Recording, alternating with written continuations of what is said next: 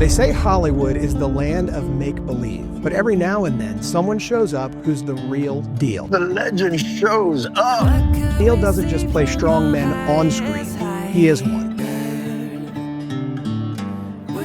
There are certain things that we're supposed to do as Americans that I think we've gotten away from. Saved by the Bell. I didn't think it was the right thing to do. I'm not going to stop now that we've hit our stride. Look at me. You want to build a great country? Build it the way America was built. You have to talk about God. You have to talk about faith. You have to talk about those things. We're going to keep making movies that the whole family can go and see. Man of faith himself. Hi, I'm Neal McDonough. Actor Neal McDonough. Neal McDonough. That went well. Yeah, very.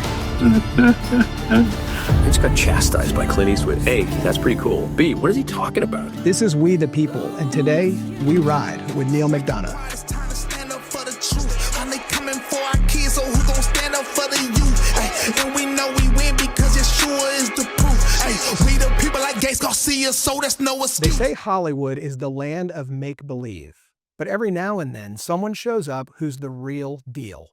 Neal McDonough has starred in Band of Brothers, Minority Report, Yellowstone, and 100 other projects. But it's not just the roles he took that define him. It's the ones he refused. When a script called for him to kiss another woman who wasn't his wife, he said no. And when producers told him that the choice would cost him work, he didn't blink. Because Neal doesn't just play strong men on screen, he is one. He's a devout Catholic, a father of 5, and a man who's proving that faith and family doesn't have to cause casualties of success. In fact, they might just be the key to it. Today, we're talking about his new film, The Last Rodeo, his next project, Guns N' Moses, and why he believes the tide is turning in Hollywood. This isn't just about movies. It's about morality, masculinity, and the kind of legacy we leave behind.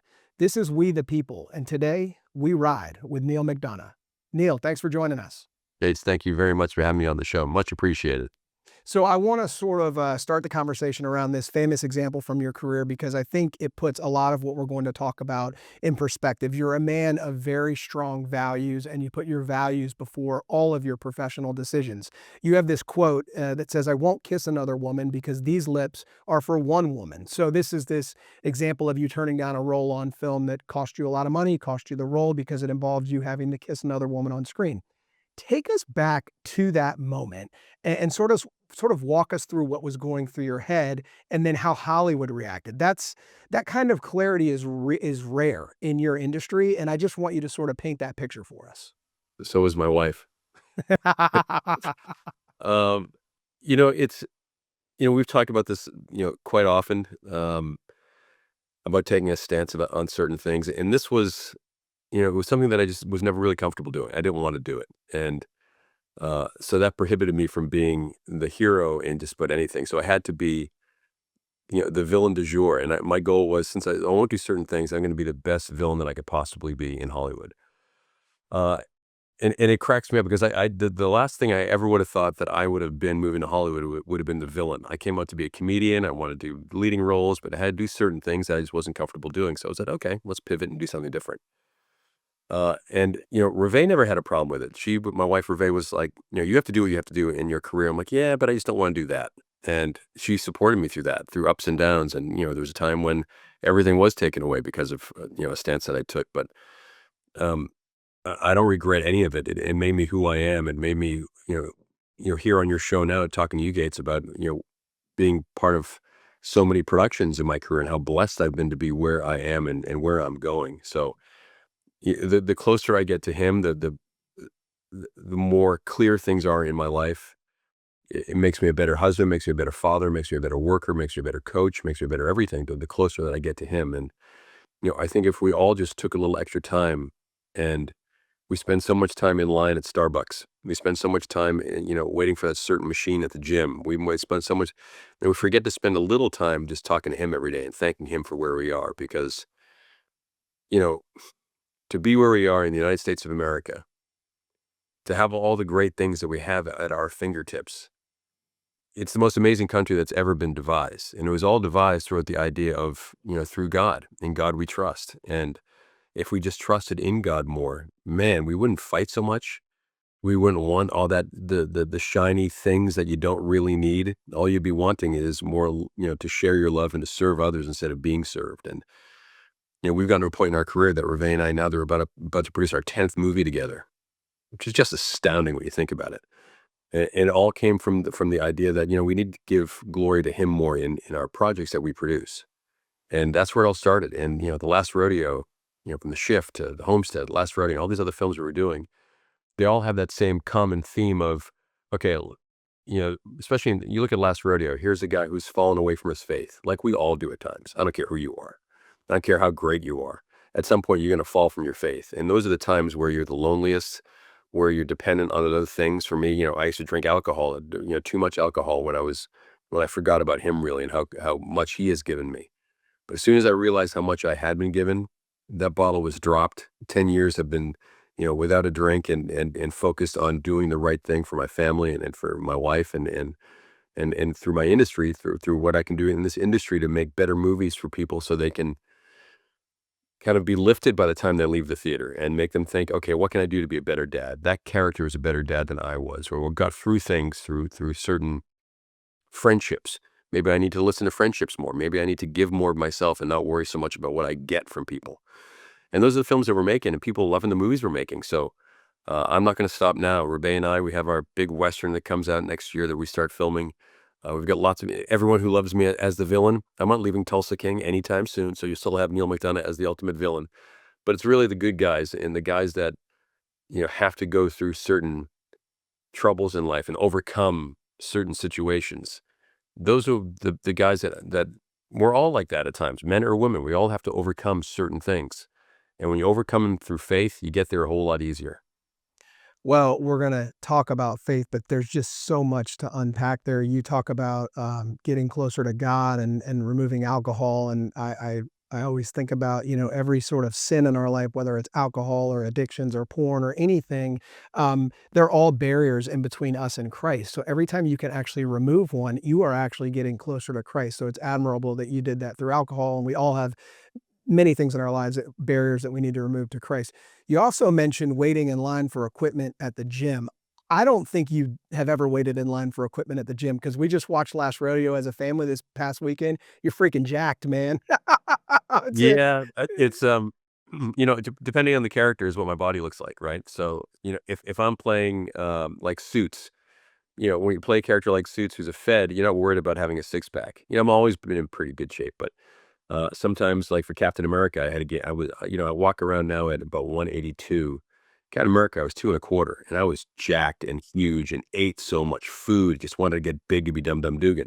That was hard to get off. It took a long time, and it was because of the Last Rodeo and the career change that I wanted. I didn't want to be the villain anymore. I want to be Clint Eastwood. I want to be the John Wayne characters. I want to be those tough as nails, all-American guys who get through those certain situations that a lot of guys can't. So there's an importance to that, and there's an importance to taking care of my body, not just because it says you're supposed to in the Bible, but I wanted to look like authentically that guy. And we started with this company that we bought into. We love it so much, called Flip My Life, that has transformed my body in so many ways. Um, I get notes from so many people, emails saying thank you for Flip because my body feels better. My joints feel better. I don't ache as much. I have more energy. All the things that I want are all in Flip My Life. So that's been a huge change in my life. What I ingest in my system instead of just eating anything. I've become very specific about what look, I'm 59 years old and probably the best shape I've ever been in. And that's from working out every day, drinking lots of water, and Flip My Life. Those are things that really just crank me up. And it's, I couldn't be in a better position in life. I'm very, very blessed to be exactly where I am right now. It took a while to get here. Most guys hit it when they're in their 20s or 30s. I didn't hit it till my late 50s. And trust me, I appreciate every single bit of my success. If anything, it's been more humbling than it has been, kind of exalting or wow, look what I did. No, it's look what he gave me. And my gosh, how I've been given so much is, just to be given the gift of my wife, Reve.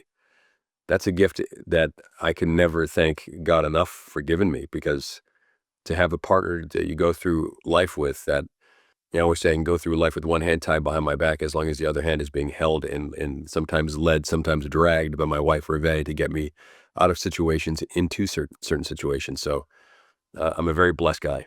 Sounds like we might have married the same woman. So Yeah, it's awesome. I want to talk about the fact that you're unapologetically Catholic in an industry where we don't hear from a lot of unapologetic Catholics. That's not to say they don't exist, but you tend to be more vocal about that.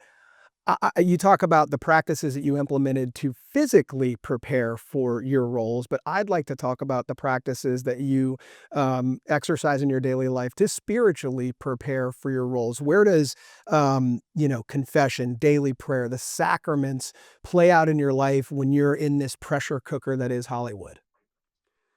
Well, it's funny, Gates. I don't consider myself just a Catholic, although that's my go-to. I try to go to a church or place of worship every day, whether it's a temple or a mosque or a church or whatever the case. Sometimes it's Fenway Park. There are more prayers said at Fenway Park than probably any other place on the planet. You know what I mean? So being a Boston guy. So please, God, let him hit this one. I'm just a man of faith across the board. So, I always say that God created us as his children, right? Pretty simple fact. Well, since we're all his children, shouldn't we all root for each other? Doesn't matter how much money you have, doesn't matter your color, creed, or religious belief. We're all in this together. And if we all believe that God created all this beautiful stuff out there for us to watch and look at and observe and be part of, if we just did that alone, we'd stop fighting so much. So Catholicism is something that gets me through it. The rituals of the Catholic Mass is something that I love. My kid just laughed at me that I'll sit here watching, like this morning, I'll sit there watching Mass on television, or I'll go by a church or whatever the case is. But they see mom and dad doing certain things that maybe some other parents aren't doing. And it's, our oldest son is off in college going to Jesuit university. Our other daughter's going off to college next year. And that they have that religious backdrop. And the school that Catherine's going to in Boston isn't a religious affiliated school. So she said, well, maybe I'll start my own religious club at school when I get there. Like, wow, that's, to have your kids say that. I'm so proud of Catherine for even coming up with that idea. And to Morgan to go into choosing a Jesuit school for a D1 education because of his golf. To choose University of San Francisco was such an awesome thing for Reve and I. Is like, yeah, what we're doing is working. Our kids are believers as well, and they're striving to be the best version of themselves possible for him, not for themselves, and to serve others, not just to serve yourself. So to be unapologetically Catholic or unapologetically a a follower of God or a son of God, that's your job. That's what you're supposed to do. That's what we're all supposed to do. That's why he designed us all and built us all to give glory to him. And when you give him that glory, life can be incredibly glorious. When you don't, life can be horrible and difficult. And trust me, when they fired me from that job all those years ago, 10 years ago, and I couldn't get a job for 2 years, the only thing that I was thinking about was me. The only thing I was thinking about was, how do I get my next drink? The only thing I was thinking about was, why me, why me, why me?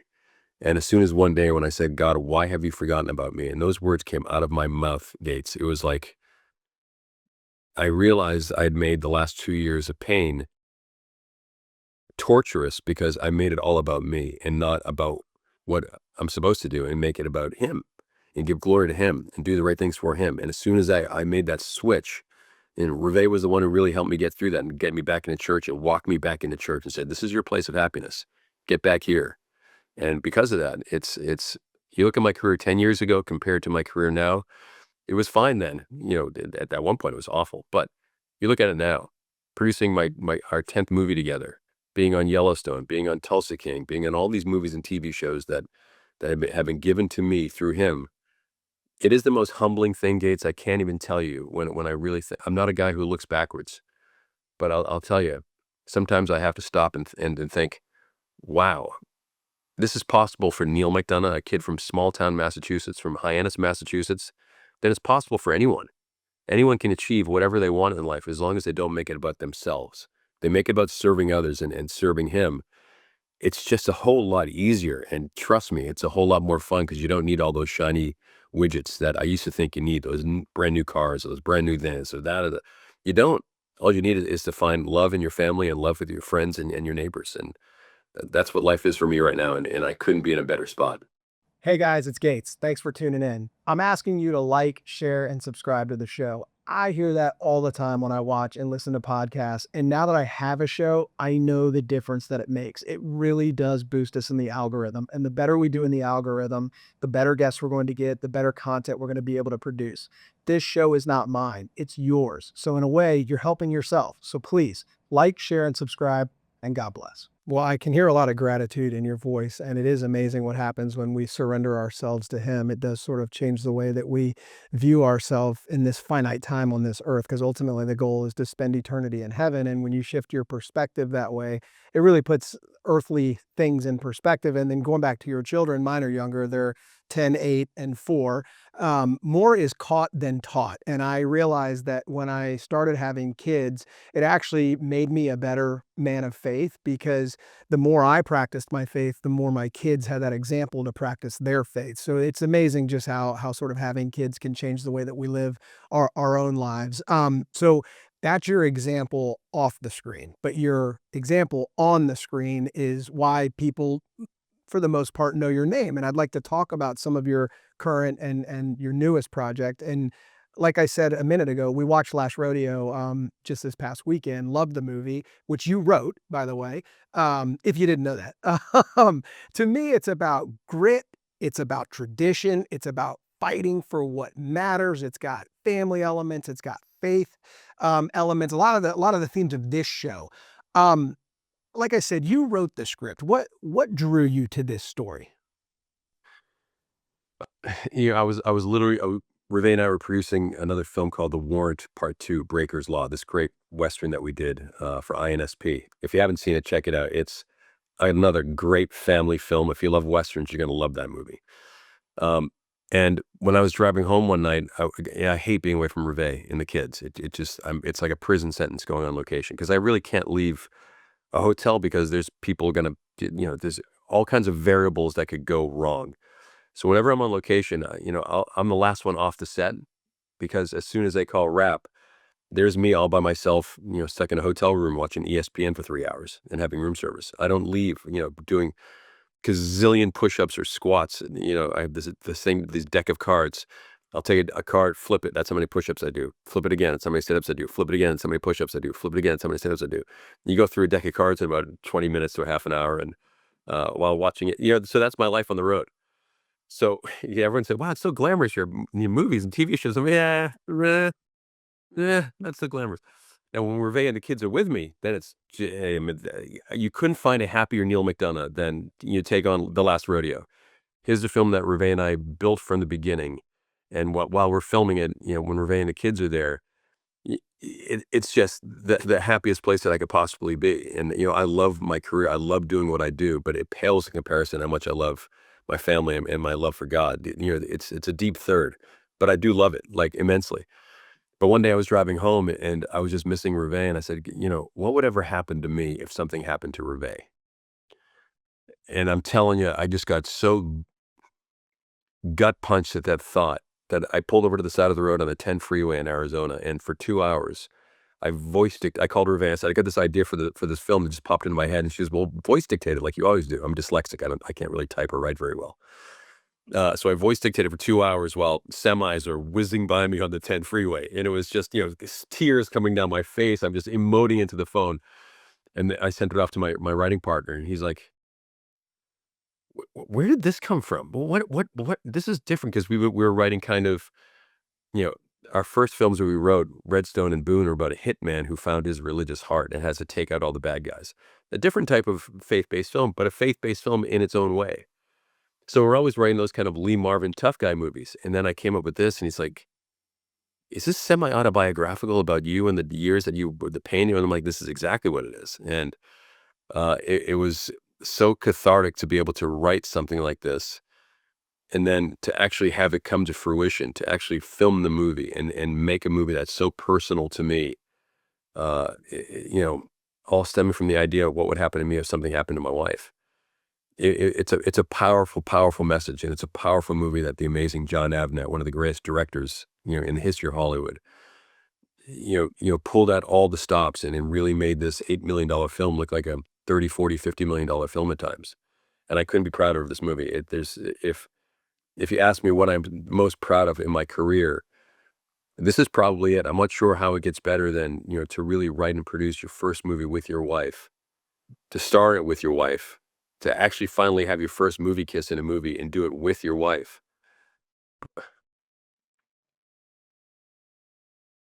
It it it yeah, it's really it's hard to put into words how proud I am of the last rodeo and how it's affected so many people. And when I walk around and go through the airports or went to this great George Strait, Chris Stapleton concert a couple nights ago, and I got bombarded by people all because of the last rodeo and what we're doing with Angel Studios and the amazing Angel Studios. And I'm not going to stop now. Now that we've hit our stride, we're going to keep making movies that the whole family can go and see, that they can talk about real issues and not just sugarcoat issues, but actually talk about issues. And you have a forum after watching a movie with the whole family. Say, all right, little Jimmy, what did you think? Grandpa, what did you think? And they don't make films like that so much anymore. And I want to bring those back. And Reve and I are working hard to make sure that happens.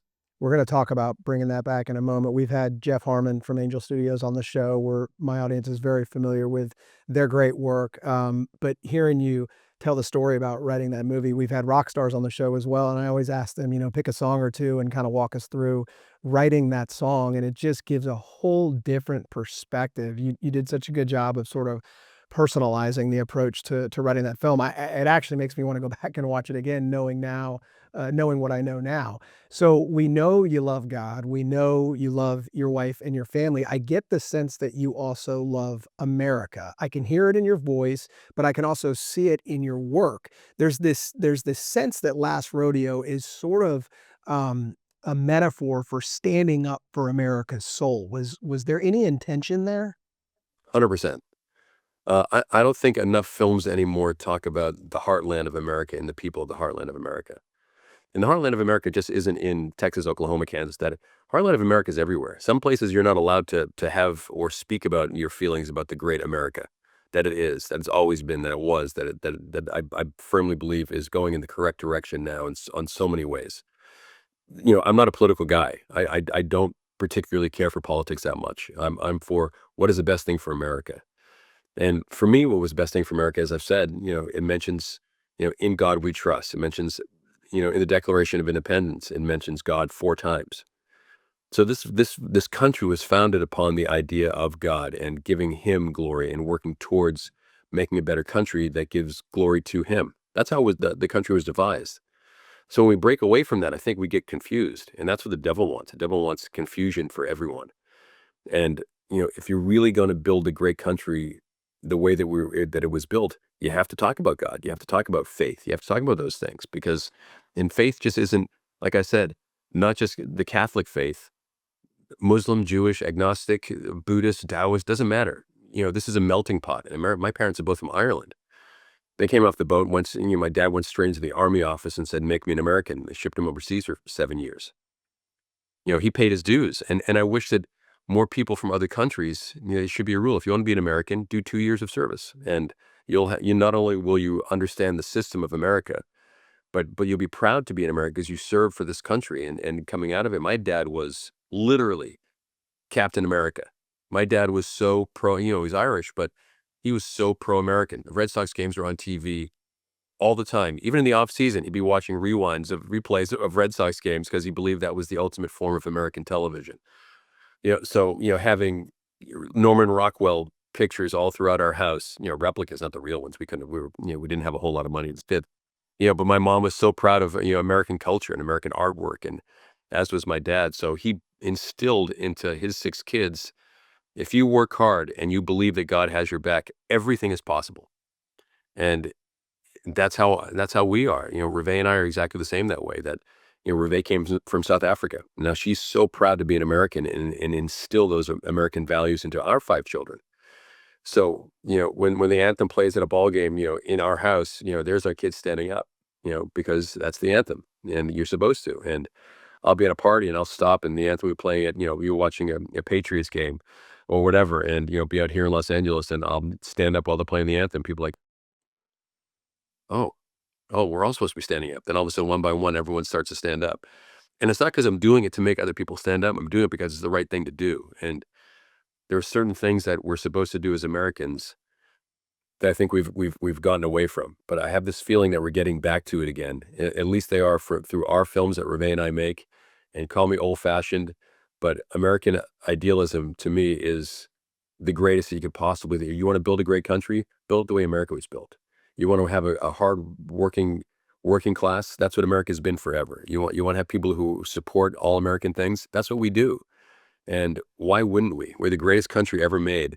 Let's keep it up. Let's keep working hard to making sure that America is the great country that it is. Take care of people that need to be taken care of, but also put those ideals out there that God is there for us. And that's who we are, and we're not going to stop. Some of my listeners listen, some of my viewers watch. For those that are watching on YouTube, they're going to agree that I will have a sore neck after this episode because I am nodding so much to everything you're saying. I mean, it gives me chills to hear the appreciation you have for this country, and for those that enter it, they need that appreciation as well. And that only comes through certain lived experiences. So amen to all of that. Now, Guns N' Moses, your next project. I mean, before I even watched the trailer, I saw that title and I'm like, I don't care what it is. I'm watching that. That's one of the coolest titles for a movie Pretty good. I've ever heard. It's really good. So, what can you tell us about that project, and why is it different than the typical faith-based film? Well, you have a Hasidic Jew rabbi as the lead character who turns into basically this Clint Eastwood-y type of character. Without giving out too much of the plot, it's just the same kind of story told from a different perspective. What are you going to do to protect your family? What are you going to do to protect your community, your neighborhood, your friends, and all that stuff? And I love those kind of motifs. I love playing with those. I was always the biggest John Wayne, Clint Eastwood fan as a kid. And those movies just stuck in my brain. The Cowboys is maybe my favorite film, as one of John Wayne's last films. What's he going to do? He has to get all this cattle across the Rio Grande, and he can't find any, rustlers to do it with. So he's going to go to the elementary school and pull out these young kids because that's all he's got. And these young kids and he are going to take this cattle 1,000 miles across the country through all kinds of bad guys and get the job done. It's just a simple motif, but what happens in it is this great idea and this great film. And those are the ideas in films that I love so much, and that's what we're doing now. So I'm not sure where the question actually started. I just started talking about John Wayne. Oh, I guess so Guns N' Moses is one of those films that, I like to do everything. And if someone asks me to do a film, I generally always say yes. That's just who I am. And, I like playing with different colors as a painter. Guns N' Moses is a different type of film. We did a film called Skill House that came out last week, in this slasher film. I'd never done a slasher film before. I'm like, yeah, let's give it a try. And there's a friend of mine who produced it, one of my dear friends, Ryan Kavanaugh. So I'm always trying different things because I also don't want the audience to say Neal McDonough is that. I want them to think Neal McDonough is just a really good actor, and it seems like a really good God-fearing guy. Pretty simple. So I always like to try. 2 weeks ago I was in Tennessee doing a commercial for PBR, the bull riding, professional bull riding. So I kind of just do everything. And Guns N' Moses is one of those projects that came along that I thought was just kind of different from anything that I've seen before. And it talks about faith and from a different perspective. I said, okay, I want to be part of that. I want to help make this movie. And it's a great little movie. These little independent films where I get to try different things or flex different muscles. I'm always looking for that. And the studio films generally, you don't get to try a whole lot. It is what it is. They're great big explosion movies and Marvel films and DC films. Those are great as well. But I think everyone knows I like sinking my teeth into a character. I really like, whether he's the good guy or the bad guy, being the vehicle that helps propel the movie into better directions. And that's what I kind of am in my career when I'm the gun for hire. If it's produced by Reve and I, it'll probably be a little different. It'll probably have a little bit more of that all-American God-fearing sentiment to it. And this film had the exact same kind of thing. Coming from immigrant parents, again, I like telling the stories about what it's like to be an immigrant and the hard things you have to go up against, but how you can overcome those things by buying into the system of the United States of America. And I love playing with those ideas. So I write for Daily Wire, and therefore I read a lot of Daily Wire's pieces, and you were interviewed in Daily Wire just this week. And it was interesting to sort of hear you walk through some of the things we've talked about, but also your opinion on sort of the state of Hollywood. One of your quotes was, Hollywood used to be about telling great stories. Now it feels like it's about pushing agendas. I'd like you to expand on that, but then also sort of think about it in terms of what some of us, and I think you would probably share some of this sentiment. There does seem to be a little bit of a vibe shift. I mean, we have Angel Studios, we have you, we have The Chosen, Sound of Freedom. It feels like something is happening. I think that Hollywood has sort of woken up. I don't, that's maybe the worst term to use, but has been enlightened to a different sort of demand out there that has always existed. But when you feed that demand, how successful it can actually be on the big screen. Is there a vibe shift? Where are we in this vibe shift? And where are we between telling great stories and pushing agendas? I can't tell you what the agenda is for movie companies, but I will say this. About 6 months ago, the studios come out every quarter and they'll say, these are the projects that we're looking for, whether it's Netflix or NBC. These are the 10 things we're looking for. And basically, number 10 on all the studios said, oh, and by the way, if you have something that's faith-based, we're very interested this year. Well, I think through the Kendrick brothers, through the Irwin brothers, through Dallas Jenkins, through what people have done at Angel, Sony Affirm, Pureflix, all these other companies, I think that there is a shift, and a shift to get back to the whole family can go to a movie theater. They can see a film, they can watch it together, not have to worry about covering eyes or ears, but they can just really enjoy a film, talk about real issues, and have a conversation after. It's kind of simple. And I think that Hollywood's understanding that, look, again, The Last Rodeo was an $8 million film. It's almost at $16 million in the box office, which is pretty phenomenal. But on video, I think it's the highest bought thing that Angel's ever had, that, through Apple and through Prime and Fandango, it's top ranked. And what does that say? It says that America loves to, now it's sitting around the TV for this one, now that it's in, screening, sitting around the TV at home. All right, kids, it's Friday night. Let's watch a family film. Ooh, Last Rodeo. That looks cool. Oh, Homestead. That makes you think. And they see that it's a McDonough Company film. They know that they don't have to cover eyes or ears. They know we're going to talk about issues. We're going to push that envelope as far as we can because kids nowadays at 13 years old, because of phones and social media, they're growing up a lot faster than they should. And with 5 kids of my own, I see that, their friends, or I see the language that's out there. I see certain things. Kids just don't go outside and play anymore. Kids nowadays are playing on their iPhones or the iPads, and it's a different time. So we want to make films that actually talk to the younger audiences too, to say, you don't need to look at all that stuff all the time. Go outside and fall out of a tree and skin your knee. That's kind of, you'll remember that when you're an adult more than you'll remember the time you played on your iPad. Or go out and to see what life is about. Go play with some frogs out in the river. Go see some stuff. Go to church. Go to certain things that aren't just the things that everyone's doing now. And to write films about that the whole family can see and not think, oh my gosh, this is just a saccharine sweet film. No, we're making films that have, Last Rodeo talks about death. The Last Rodeo talks about cancer. Last Rodeo talks about lack of faith. Last Rodeo talks about what every person goes through, what my daughter has to go through, what my grandson's going through with a tumor, what I have to go through as a grandfather, what my friends are going through because they haven't seen me in years because I've been this curmudgeon holed up in my house and I don't want to talk to anyone since my wife died. These are issues that we all have to talk about. So to write films that talk about that, it's kind of mirroring what the audience is. When I go to a big, huge, explosive type of film, I don't necessarily see myself on screen that much. I see, superheroes, and that's great, but I want to see real life superheroes who are super dads, super moms struggling with issues. Those are the superheroes. My wife is a superhero. There's just no question about it. To manage my career, to help produce the films that we make, to run the household for 5 kids, and to do it all is just, she's Superwoman. And that's what I want to write about. I want to write about superhuman people that just are just human, who work super hard to give him glory.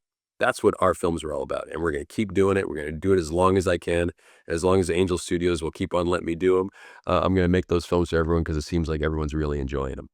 Neal, we named this show We the People because I wanted it to be a reflection of everyday Americans living their lives. Now, I tell these stories through people with large platforms like yourself, but what I'm trying to do is show an everyday American audience that you're just like us. You're relatable. You live your life the same way other people live their lives, and your movies do that. It's one thing which you're all doing. Angel Studios, you, John Irwin, Dallas Jenkins. You're demonstrating the true, the good, and the beautiful on screen, which there's been a huge lack of over the last 30 years. But what I find so fascinating about projects that you're involved with is they're thought provoking. Look, it's great to sit down for 2 hours and be entertained, but it's a lot more valuable when I can watch The Last Rodeo and then have these conversations with my wife and kids. Well, what happened if dad gets sick? Well, let's talk about how that family dealt with it, and stories of redemption. And yeah, he had a drinking problem, but he overcame that. And look what he did with that. So I'm very grateful Sounds familiar. for, yeah, yeah, I'm learning a lot in this episode. So you mentioned the 5 kids. I want to know what's harder, raising children in Hollywood or navigating Hollywood as a man of faith and family? I don't really think that way. Okay. There is kind of, it's hard to say navigating kids through Hollywood. I think that I don't really, it's just navigating kids. I'm not sure it's through Hollywood or, yeah, dad's an actor. Mom's a movie producer. It's so they've been in the Hollywood world since they were kids. They work the stunt department, they'll work craft service, they've worked, all the films that we make. The kids are always there. We'll give them a line here or there. We'll give them something to do in the film so they're on camera so they can show their buddies, hey, there's me. So there's that kind of cool, there's all kinds of stuff, but they understand how hard it is to make a movie. They understand the hours that mom and dad have to put in to make a film actually work, and then press, and then everything else. So it's I think maybe we make it look easy, but it's a boatload of work, but it's such great work to be able to do when you create your. Clint Eastwood years ago said, "You're lazy to me." It's like, what? We did Flags of Our Fathers, and it was a great success, and we're at the premiere, and he goes, "You're a gun for hire, and you're nothing better than that. You're lazy. You should be writing your own movies and doing your own stuff because you're better than just being a gun for hire." And he walked away. I was like, I just got chastised by Clint Eastwood. A, that's pretty cool. B, what is he talking about? I'm doing tons of movies and TV shows. And then as soon as the carpet got pulled out from under my feet where I couldn't get hired, where they wouldn't hire me because I got blackballed, then I had to dig deeper and I had to actually create my own content. Reve was pushing me. He said, write, create. And by doing so now, we've written so many movies now. And I thank Clint Eastwood. I thank my wife. I thank God for where I am right now, that I had to overcome certain things. Well, our kids see that too. The kids see the struggles that we've had. The kids see, how hard mom and dad work, and the fruits of our labor that are finally paying off at 59 years old. It's crazy. I'm busier now at 59 than I've ever been. That's supposed to be the other way around, isn't it? Am I supposed to be on having a tea time or going out fishing and with the kids, or but somehow I'm there to coach most of my kids' sports. I'm there to never missing a show when they're doing a play or a dance or a recital, or trying to never miss anything. So yeah, I don't think of myself as a Hollywood guy or a Hollywood family. I think of us as just, maybe we're a little different than some people, I guess, but we have a job to do, and that's to make the best films possible to entertain people with a message for him. And our kids see it, and Hollywood sees it now, and they keep coming to us now saying, hey, we've got this other project, or other companies saying we'd like to do a movie with you, or this or that, or, you know, so again, I don't think we're a Hollywood family, but I just think we're a family. And do we have different jobs than some people? Yeah. Some people have jobs of, running companies, or CEOs, or plumbers, or, we have all kinds of friends and all kinds of different levels in life. But are you a good person? Are you working hard to do things for his glory? Those are the kind of people that we gravitate towards. And I think that our kids see their parents are doing that. And so I'm not sure if we're a Hollywood family or not. I don't really think we are. I think we're just a normal family. Just maybe we may have a different job than some people, and we're in the limelight a lot more. But with being in the limelight comes a lot of responsibility and a lot of things you should and shouldn't do. And it keeps my nose to the grindstone a whole lot more. And I don't know. I'm not the smartest guy in the world. I'm in a great position right now that my wife and I get to produce films. Our kids get to help do it. And now that, our daughter is going to go off next year to film school, and our son's studying film in college. And I think we're doing something right, Gates, that our kids want to be like their mom and dad. So I couldn't be happier or more proud. If your answers are anything, they are consistent, and that's admirable. So just a couple more questions for you. I want to go back to this Daily Wire article. You said, I'm not going to lose my soul just to be in a movie.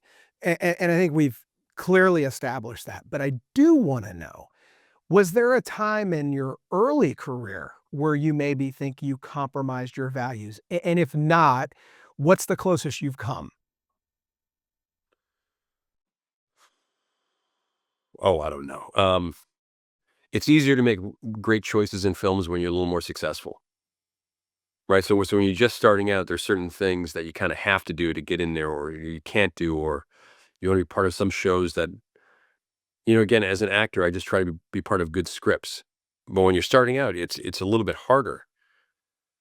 But is there something I would have changed in my career? No. Is I'm proud of all the projects that I've been in, and I brought my 100% of myself to every I've never mailed in a project, and that's what makes me so proud. I love doing what I do, but I just don't want to let an audience down. So are some of the films that I'm in great films? No, some of the films that I've been in are pretty terrible, but I learned from every single one of them. Some of them are great films that I didn't learn a whole lot from. It's so I think, as a baseball player, I learned more from how to hit a 2-2 slider than how to hit a 3-2 fastball. So, y- y- you know, th- I've gone to this point in my career by just always working and never kind of looking back. Am I proud of all the things I've done? Yeah, I am, because I gave my all, and that's the only way to look at it. But it's not so much what I did then. It's not so much what I'm doing in the future. It's what am I doing today to make the world the best that I can make it? What have I done today to be the best husband that I can be, or best dad that I can be? It's not so much my career, because if you make your life just about your career, you're pretty empty in your life. The greatest acting lesson I ever got after going to Syracuse University and London Academy, Lambda in London, and all these, studying how to be a method actor, borrowing some Meisner technique, borrowing some of these, but I would crafted this great thing for myself. And when I met Reve, when I was doing Band of Brothers, the first night I got into town at Band of Brothers, I met my wife. What a gift that was on St. Patrick's Day. Go Irish. Um, about 3 months into dating, I was a complete method actor. I just done this film called Ravenous, which was a complete and utter bomb at the box office, which became this box office, this cult classic as time progressed. But at the time it bombed. I was like, oh my gosh, what am I gonna do with my career? And when I was doing it, I had them take the beds out of the hotel. I would run up water mains. We're shooting in Slovakia. I would submerge myself in ice baths. I would run mile after mile. I would just torture myself to be this tortured soldier. And it worked because the performance was really kind of cool. Um, and then I started doing the same thing as Buck Compton when I was doing Band of Brothers, and Reve was like, "Look, honey, um, unless you can figure out how to turn your actor button off, this isn't going to work, because you're kind of making yourself miserable at times, and you're making me miserable at times. And this is supposed to be about work is at work. Life is here in front of you right now. What you're going to do at work is great, but you got to enjoy your life, or else you're going to drive yourself crazy." And I'm like, "Hey, you out of your, I'm a method actor. This is how I was trained. I'm a thespian of all this stuff." And after about 3 days of being lonely, I was like, oh, wait a minute. She's right. She's absolutely right.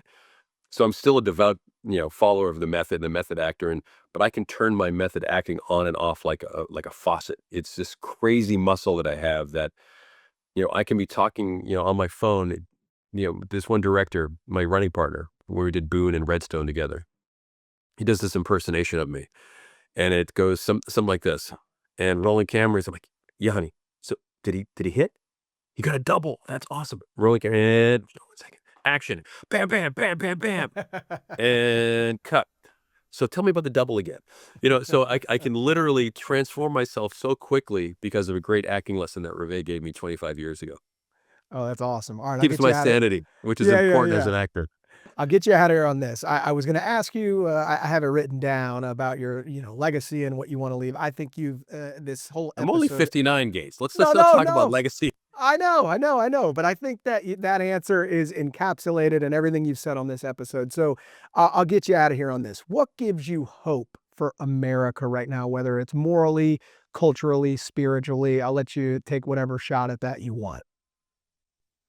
Wow. I have to go through the lens of kind of Hollywood, right? When I talk about, America.